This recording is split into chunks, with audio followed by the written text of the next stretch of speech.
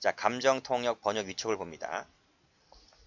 자, 검사와 경찰은 필요하다면, 그쵸? 필요하다면 감정통역 번역을 위촉할 수가 있다. 필요하다면 할 수가 있기 때문에 임의수사라 보는 거죠. 자, 방법. 자, 221조 규정. 221조가 어디 있습니까? 여기 있잖아, 위에. 위에 있죠? 규정에 따라 감정을 위촉할 때에는 위치처분이 필요할 때에는 판사에게 이를 청구하면 되고, 판사에게 청구하는 겁니다. 그리고 판사는 그 청구가 상당하다고 인정할 때는 위치처분을 하면 됩니다.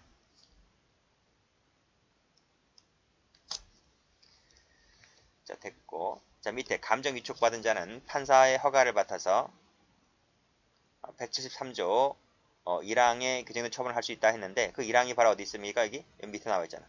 조문에. 예, 청구는 검사가 하면 되고요. 자, 감정인은 감정이 필요한 때는 역시 법원의 허가를 맡아서 타인 주거, 간수자 있는 가옥 등에 들어갈 수가 있습니다. 간단히 보세요. 자, 사실조회입니다. 자, 수사에 관하여 공무소, 기타 공사단체에 조회하여 필요한 사항의 보고를 요구할 수 있다. 밑에 전과조회라든지 이런 거 할 때에 해당되는 공무소, 단체에 조회해서 알아볼 수도 있습니다. 어디까지는 임의수사이기 때문에 상대방에게는 보고 의무가 임의수사이기 때문에 이행 강제의 방법은 없고 영장을 요하지도 않습니다. 자, 됐네요. 다음 페이지 가볼게요. 자, 아동 청소년 대상 디지털 성범죄 수사 특례인데요. 자, 이 법조문이 최근에 신설됐습니다. 2021년도 3월 달에 신설됐죠. 그래서 신설되고 나서 이 시험에 곧잘 나옵니다. 그래서 좀 보셔야 되는데 경찰직 하시는 분들은 그 경찰학개론이라든지 실무종합에서 배웠을 겁니다. 그래서 뭐 낯선 것은 아닌데 최근에 신설되었기 때문에 한번 보도록 합니다. 자, 아동 청소년 대상 디지털 성범죄 수사 특례라고 해서 자, 1항을 보시면 자, 사법경찰리는 밑에 신분 비공개 수사를 할 수가 있다는 것이죠. 이 신분 비공개 수사를 할 수가 있는데 자, 밑에 1항을 보시면 이 신분 비공개 수사를 할 때에는 사전에 상급 경찰관서 수사부장, 수사부서의 장의 승인을 받아서 해야만 됩니다. 그리고 이 신분 비공개 수사는 3개월을 초과할 수가 없습니다. 3개월 동그라미 치시고. 됐나요? 됐어요. 그러니까 이 25조 1항은 출제가 된 적이 있는데요. 그 밑에 25조의 3 제1항은 출제가 된 적이 없습니다. 그러니까 출제가 될 가능성도 있기 때문에 숫자를 다시 한번 확인을 해 두시면 돼요. 그리고 누구의 승인을 받아야 하는지도 보시면 되고, 그러니까 수사부서의 장이라는 거죠. 자, 신분 위장 수사입니다. 자, 신분 위장 수사는 이 법원 허가 사항인데요. 자, 밑에 2항을 보시면 자, 다른 방법으로는 범죄의 실행을 저지하거나 밑에 체포, 증거 수집이 어려운 경우에 한정해서 수사 목적을 달성하기 위해 부득이한 때에는 신분 위장 수사를 할 수가 있고, 이 신분 위장 수사할 때는 밑에 3항에 나와 있죠. 법원에 허가를 청구한다 라고 해서 법원의 허가 사항입니다. 다시 한번 볼까요? 제가 필기를 해드렸는데 자, 신분 비공개 수사는 상급 경찰관서의 그러니까 지구대라고 하면 상급 경찰관서가 경찰서잖아요. 경찰서에 있는 수사부서의 장의 승인을 얻어야 되는 것이고, 신분 위장 수사는 법원의 허가사항입니다. 자, 그리고 이 신분 위장 수사의 기간은 3개월입니다. 3개월 목적 달성했으면 즉시 종료하면 되고요. 연장을 할 필요가 있을 때는 3개월 범위 안에서 연장을 검사에게 청구합니다. 신청합니다. 신청하고 검사는 법원에 영장을 청구하면 되죠. 총 기간은 1년을 넘을 수가 없습니다. 자, 이런 내용이 봐봐요. 3개월 1년이잖아요. 그러니까 3월 플러스 3월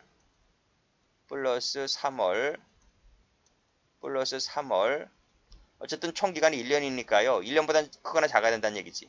그러니까 이건 최초고요. 이 두 번째, 세 번째, 네 번째는 연장인 거지. 연장. 그렇죠? 연장은 총 3번 더 연장할 수 있네요. 근데 그 연장할 때마다 법원에 연장을 청구하고 허가를 맡아야 됩니다. 물론 처음부터도 마찬가지고 최초이거나 연장할 때마다 전부 다 법원의 허가 사항이죠. 그렇죠? 그런 내용입니다. 최대 맥시멈 1년을 넘지 말아라. 이 얘긴데 이 기간 제한은 이 신분 위장 수사에만 있지 여기에는 없습니다. 이 신분 비공개 수사의 경우에는 그런 말이 없죠. 자, 숫자만 좀 조심해서 볼게요. 자, 여기 색깔 칠하시고 여기 색깔 칠하시고 색깔 칠하시면 되겠네요. 자, 그리고 다른 색깔로 여기는 법원의 허가사항이다. 법원의 허가사항이지만 올라가서 수사부서의 장의 승인사항이다. 자, 그 정도만 알고 계시면 되겠습니다. 자, 다음 페이지 보시면 자, 신분 위장수사 얘기하고 있는 거예요. 신분 위장수사인데 긴급할 때는 긴급을 요할 때는 법원 허가 없이도 가능하다고 되어 있고 그러나 개시할 때는 그렇다는 얘기죠. 개시하고 나서는 지체 없이 이 검사에게 허가 신청하고 48시간 내에 허가를 받아내야 됩니다. 허가를 받아내지 못하면 중지해야 된다는 얘기 나와 있고요. 그 다음에 나머지 조항들은 참고적으로 보시면 되겠네요. 마지막도 보시면 고의 중과실 얘기 나와 있습니다. 자, 강제처분과 강제수사입니다. 자, 쭉 내려와서 강제처분. 자, 강제처분은 강제력을 행사하는 것을 말하죠. 그래서 체포, 구속, 압수수색 등을 배웁니다. 자, 종류 여러 가지가 있는데 일단 객체에 따라서 구분해보면 대인적이 있고 대물적이 있습니다. 대인적은 사람에 대해서 가해지는 거죠. 그래서 체포, 구속, 소환 등이 이제 대인적이고 압수수색, 검증 등은 물건에 대해서 가해지는 것이기 때문에 대물적 강제처분이 됩니다. 자, 주체에 따라서는 수사기관이 하는 것이 있고 수석법원이 하는 것이 있고 수임 판사가 하는 것이 있습니다. 그래서 체포, 구속, 압수수색, 검증은 수사기관이 하죠. 또 수석법원이 하는 것이 있습니다. 법원이 영장을 발부를 해주잖아요. 그래서 구속영장, 압수수색영장 이런 것들 발부해주는 것이 수석법원이 합니다. 판사가 하는 것이 있습니다. 판사가 하는 것이 있는데 자, 이 법원이 하는 것과 판사가 하는 것을 구별하셔야 됩니다. 여기서 법원이 하는 것은 감정유치는 법원이 하거든요. 근데 감정유치 중에서도 이 수사가 붙어버리면 즉 수사상 감정유치를 하는 것은 판사가 합니다. 판사. 그래서 법원이 하는 것이 있고 판사가 하는 것이 있는데 이것을 잘 구별하시기 바랍니다. 실제로 출제가 된 적이 있는데요. 법원이란 말을 법조문을 읽다 보면 법원이란 말을 판사로 바꾸는 부분이 있습니다. 또는 판사라고 쓰여진 부분을 법원으로 바꿔서 출제를 한 적이 있는데 그런 것을 잘 구별해서 확인해 두셔야 돼요. 자, 문제집감에 나와 있습니다. 판사가 하는 것들에는 이 수사가 붙어버리면 전부 다 판사가 한다. 이렇게 보시면 되겠습니다.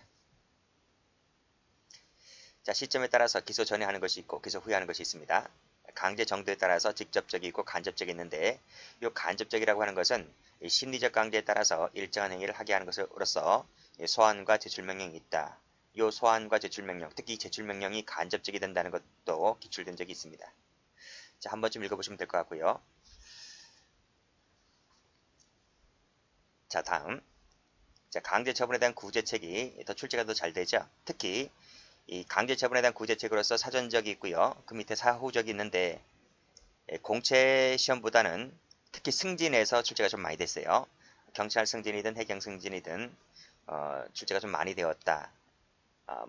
검찰직이나 일반 경찰, 경찰 간부 쪽에서는 잘 안 나왔는데 승진 쪽에서는 유독 잘 나왔습니다. 자, 문제집 가면 많이 나와 있을 겁니다. 일단 사전적 볼까요? 우리 강제처분할 때에는 법률에 특별한 규정이 있을 때 한해서 한다 그랬죠? 그래서 이것은 사전적 구제가 됩니다. 법정주의라든지. 그리고 체포, 구속, 압수수색 등을 할 때는 영장이 필요하죠? 그쵸? 그래서 영장주의도 사전적이 됩니다. 자, 유죄 판결이 확정될 때까지는 무죄 추정의 원칙을 받죠? 그쵸? 이것도 사전적이고요. 진술거부권제도. 그 다음에 영장 실질심사제도 이것도 사전적이 되고요. 변호인제도. 그 다음 체포, 구속, 장소, 감찰제도, 통지라든지 구속 사유, 구속 기간의 제한, 그쵸? 이런 제한이 붙어버리죠. 이런 것들은 전부 다 사전적이 됩니다. 자, 자백 배제 법칙이든 보강 법칙이든 사전적이 되는 것이고요. 자, 그렇지만은 자유심증주의는 구제책과는 거리가 멉니다. 기출된 적도 있습니다. 자, 사후적이 더 쉽습니다. 자, 체포 구속 시켰죠? 근데 이 체포 구속이 나중에 문제가 될 때, 그쵸? 적부, 제대로 됐는지 안 됐는지를 심사하는 제도, 이 적부심사 제도는 사후적 구제책이 됩니다. 구속을 시켰는데 나중에 취소시켜버리죠? 이것도 사후적 구제책이 되는 거고요. 집행정지도 마찬가지입니다. 자, 보석도 마찬가지고요. 보석도 구속시킨 다음에 보석금 내고 나오는 거잖아요. 사후적 구제책이 됩니다. 자, 이 체포 구속이 잘못됐다고 했을 때 형사보상이나 국가배상 청구를 할 수 있는 것이죠. 금전적으로 이런 것들도 사후적 구제가 됩니다. 자, 위법하게 수집된 증거는 나중에 법정에서 못 쓴다는 거죠. 증거배제 법칙도 사후적 구제책이 되는 것이고, 수사기관 처분에 대해서 이의제기할 때 준항고로 다툴 수가 있는 것이죠. 이런 것들이 전부 다 사후적 구제책이 됩니다. 그래서 이게 처음 공부하시는 분들이 좀 어렵다고 한다면 사후적이라도 제대로 좀 해두시면 공부하기가 아주 수월합니다. 그래서 나중에 이름 막 섞어놓습니다.